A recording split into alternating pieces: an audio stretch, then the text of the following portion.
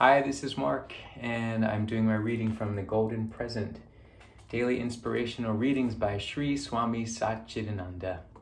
And this is for March 26th.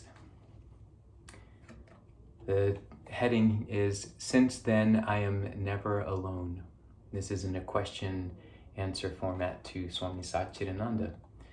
Question: There are times when I feel very deep loneliness that no friend, family member, or lover can seem to satisfy. Do you ever get lonely like that? And Swami Satchidananda says, long ago, I used to feel lonely until I realized that there is a lover who is always in me, with me, next to me, closer than my heart. That is God, or the Self, capital S. Since then, I have found that I am never alone. If you depend on anything or anybody outside you to be a companion, it is impossible to have that companion always with you. Even if another person wants to be with you always, he or she cannot. We come alone and we go alone. Don't depend on outside company. Even as you are coming and going, there is always another there. Your own spirit, your own self, capital S, or the God within you. They are in you, outside of you, in front of you, and behind you, to the right, to the left, above, and below. The moment you realize that, you will never feel lonely. Unfortunately, we seem to be depending on outside things and people for company. The outside company is fine, but don't depend on it. Be independent of everything. If it comes, fine. If it goes, wonderful. Just because I say don't depend on that, you don't have to reject something if it comes to you. Let it come whenever it wants and let it go whenever it chooses. Give everything that freedom. The minute you try to cling to something or someone and say, I want to keep you with me always, you're creating big trouble. Nobody can be with you always except that God in you. Just because you hear it, it's not going to happen overnight. You have to contemplate on it.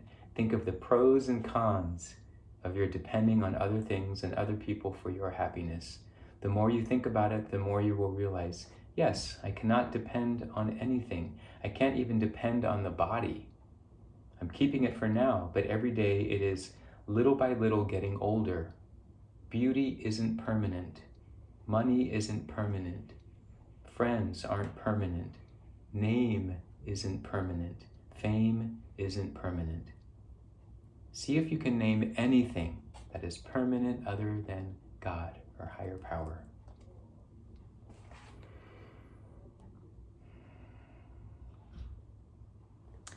Well, this is a powerful passage, and a bunch of things come up for me. One of them is reminding myself, or remembering, I suppose it is, remembering and reminding myself of this journey that I took in 2007 to India. And it was there that I became conscious of a relationship with a divine mother and a divine father. As I went to different parts of India and ashrams and sites of some sages and saints through the years, I started to feel this connection and even a support and a love that was pretty profound, and I felt like I was being watched over and cared for by something that was greater than this material world. And I felt that I was able to feel that love from that source as you would from a mother and father.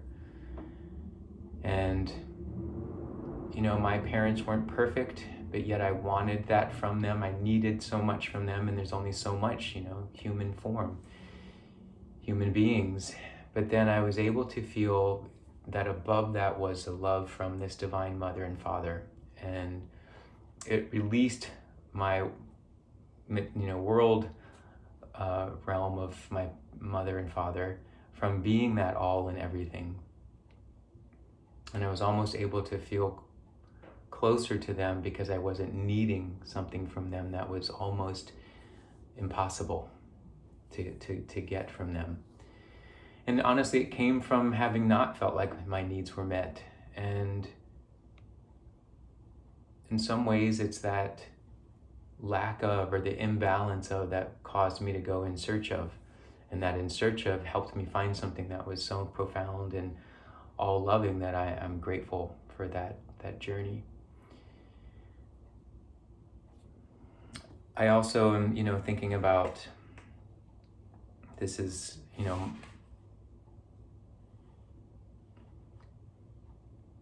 this is a message about all the things that we might rely on for our feeling of identity and existence, and to recognize that all of that is temporary. Name, fame, fortune, relationships. And how much do we cling to them for our sense of self, versus how much do we feel that there's something else that's beyond all of that, that allows us to feel value and worth in this world. And in the reading, and as I'm coming to understand more and more, the more we rely on all of that, the more we'll suffer, because at some point it starts to fail, or it drops away, or it changes even. Even this body. So how do we take care of ourselves? How do we honor all of these things? How do we love that we can engage with all these things, but not turn them into our sense of survival, not turn them into our only resource for knowing who we are?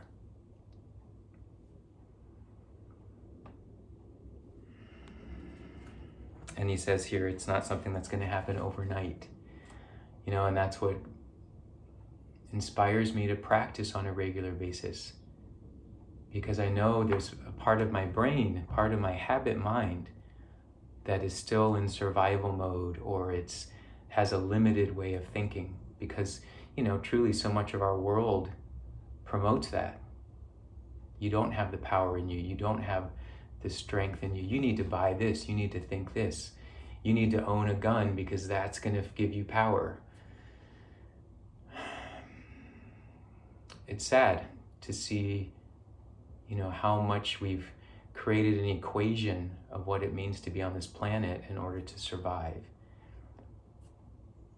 Could it be that some of this will also be the more expanded equation that helps us get closer to seeing, oh, wait, those are the things that are tearing us apart. We have a resource that can actually help bring us together. How can we work to strengthen that resource, to wake up that resource in one another, so that we stop relying on all those other things to be what we think we need to survive, what we need to maintain our identity. And it's one day at a time. It's a slow unfolding. There's a lot of beautiful things that are happening in the world as well. So there's, this mixture of all these colors and shapes and forms. And my hope and prayer is that, more and more of that goodness within us, that awareness within us that can see, we can find truly what we're seeking, and that love and connection that we're seeking by other resources that aren't bound in the material plane.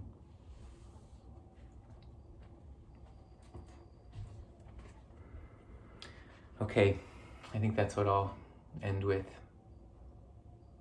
May the entire universe be filled with peace and joy, love and light. Thanks for watching.